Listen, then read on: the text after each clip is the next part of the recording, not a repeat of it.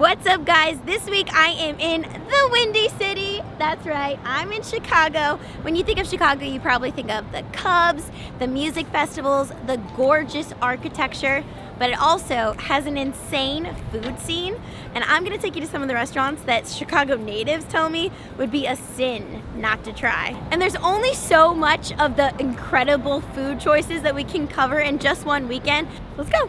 Friday night, do yourself a favor and make reservations at the Frontera Grill and get some Mexicana. Oh my gosh, this was amazing. To start off, I had the blue agave margarita to die for. And you're gonna wanna start with an appetizer of some ceviche. They have all different kinds. We went with the Hawaiian ceviche with that albacore, lime, tomato, olives, and cilantro. For our dishes, this is the chicken and escabeche. Oh, so tangy. You've got that caramelized onions with those sweet spices. And then, of course, that crispy duck carnitas. I highly recommend these two dishes. I have never tried duck so delicious as this. It melted in our mouths. We made them into little tacos. Honestly, probably my favorite dinner of all time. To top it off with one of the best desserts in the entire world, and that is the sopa de frutas. Now, this is that Concord grape sorbet, dragon fruit infused with elderflower liqueur. I mean, look at that homemade kind of topping on top with the berries. I want to go back there even just for the dessert, but I give this restaurant an A++. Definitely go here. Saturday brunch, you can head to one of the best brunch spots in town. It's called Yolk. They're known for all things egg, and they've got such a great variety. The thing is, this place gets so busy, you could be waiting 3 hours in line. So you're gonna wanna get there early. We got there at about 9 a.m. and we were able to get seated within about a half hour. But later on, man, it was packed.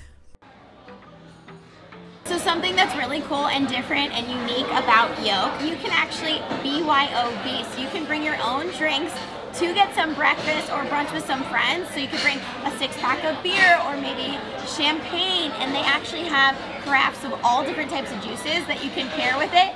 Today though, I'm trying one of their top lattes. This is the salted caramel latte. I can't wait to try this. This looks really sweet, and this is even probably less of the whipped cream and less of the caramel on top, because I said don't make it as sweet, but let me try it.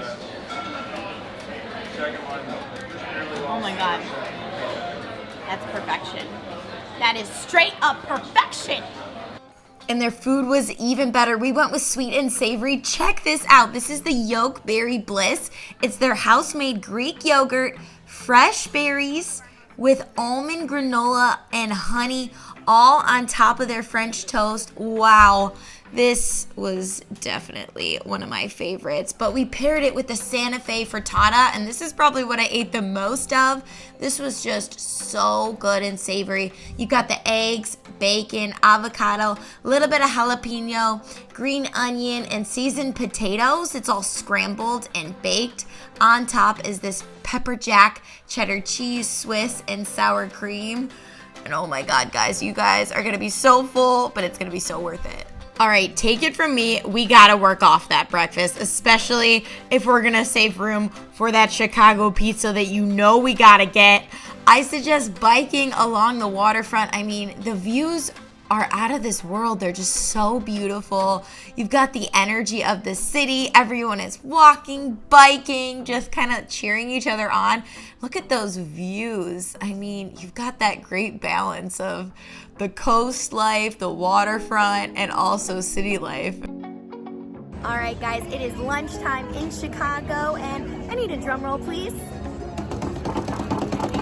That means it's pizza time. You can't go to Chicago and not try the deep dish pizza. I mean, if you come to Chicago and you don't try Chicago's deep dish pizza, did you ever even go to Chicago? The two biggest competitors are Giordano's or Luminati's.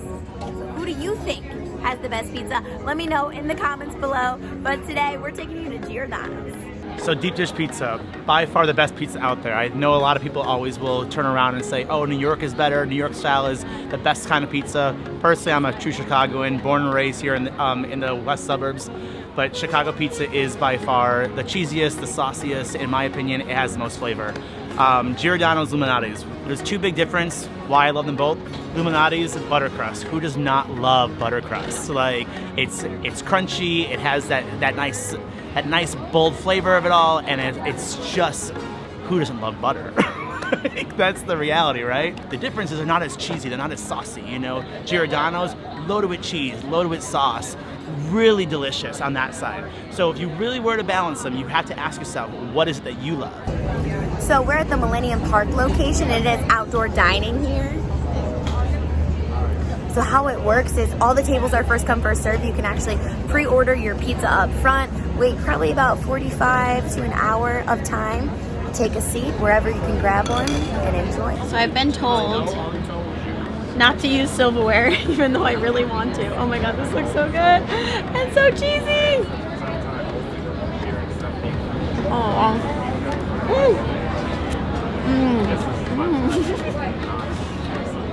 Two thumbs up. A cheese lover's dream though, seriously.